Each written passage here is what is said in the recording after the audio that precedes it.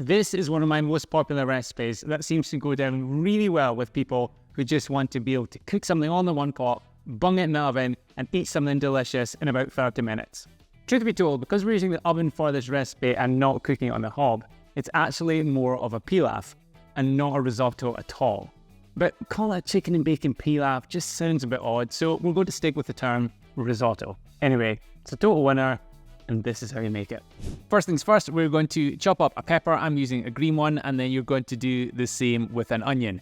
And then 6 rashers of bacon, remove the fat and chop them up too. Then fry some chicken breast or chicken thigh. I'm using thigh because I think it tastes better. And then set that aside before frying your onion and your veggies. You're going to cook those veggies for a few minutes until they softened. And then to that, you're going to add the chicken back into the pan and any juices that may have come out of the chicken while it's been resting. It's just going to give it even more flavour. Then you're going to add your uncooked risotto or paella rice along with some cherry tomatoes.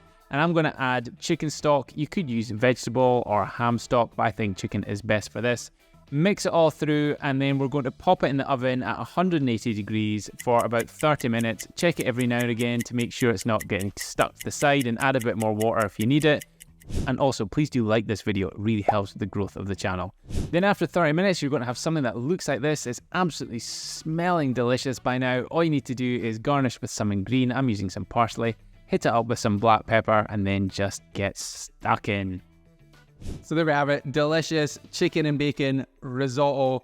Regardless of the name, it's a winner of a recipe. And it's just smelling so good. You know, anytime you cook smoked bacon, it just always elevates a dish.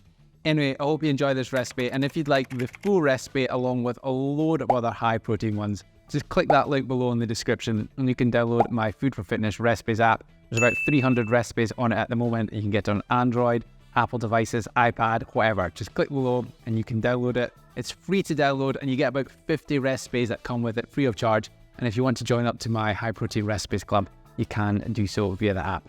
Anyway, I'm off to go and eat this. Thanks again for watching, and I'll speak to you later. Get up a chicken and some bacon and some rice.